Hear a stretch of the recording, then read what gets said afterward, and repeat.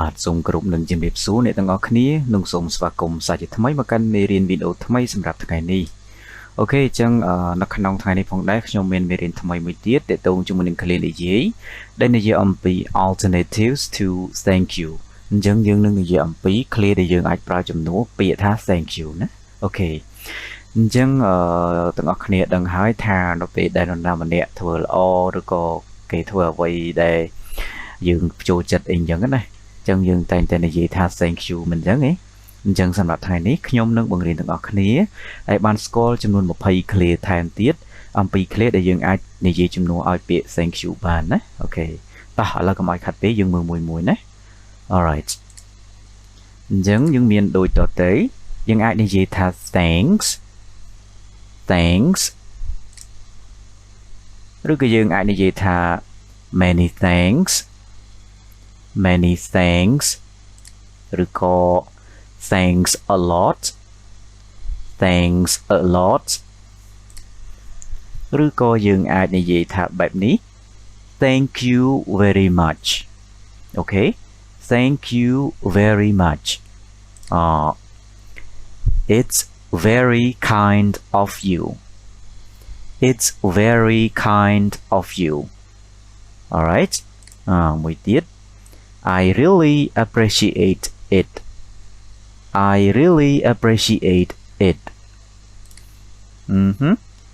thanks for everything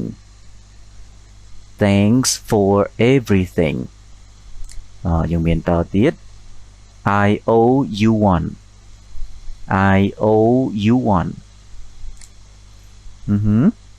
you saved my day យើងមើលខាងនេះម្ដងយើងអាចនិយាយតទៀតថា I'm so grateful thanks a million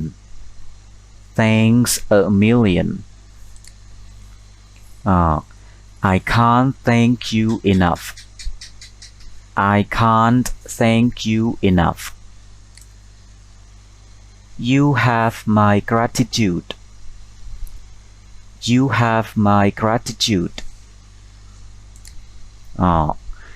you are the best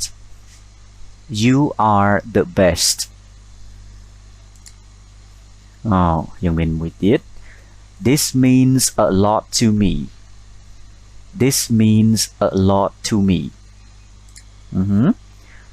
how thoughtful of you ទាំងអស់គ្នាយើងមើលត I owe you big time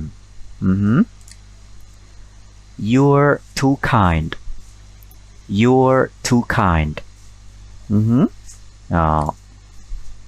accept my endless gratitude អូខេចឹងទាំងអស់នេះគឺជា clear ទាំង20តែទាំងអស់គ្នាអាចប្រើជំនួសឲ្យពាក្យថា thank you ណាអូខេតាមពិតទៅយើងមានប៉ុណ្ណឹងណាមានច្រើនតទៀតប៉ុន្តែទាំងអស់គ្នាចេះតែ20 clear ហ្នឹងចាំឲ្យអស់ទៅបាទព្យាយាមមើលឲ្យចាំចឹងណាតែងយកទៅរៀនប្រើចាំទៅគឺនិយាយបោះសក់តែម្ដងអូខេហ្នឹងហើយអរគុណច្រើនទាំងអស់គ្នាចឹងមេរៀនថ្ងៃនេះគឺមានប៉ុណ្ណឹងហើយខ្ញុំសូមជូនពរទាំងអស់គ្នាសំណាងល្អនឹងជួបគ្នាក្នុងវីដេអូក្រោយហើយសូមទាំងអស់គ្នាកុំភ្លេចចុច subscribe និងចុចសញ្ញារូបកណ្ដឹងផងដើម្បីទទួលបានវីដេអូថ្មីមួយគេសូមអរគុណនិងសូមជម្រាបលា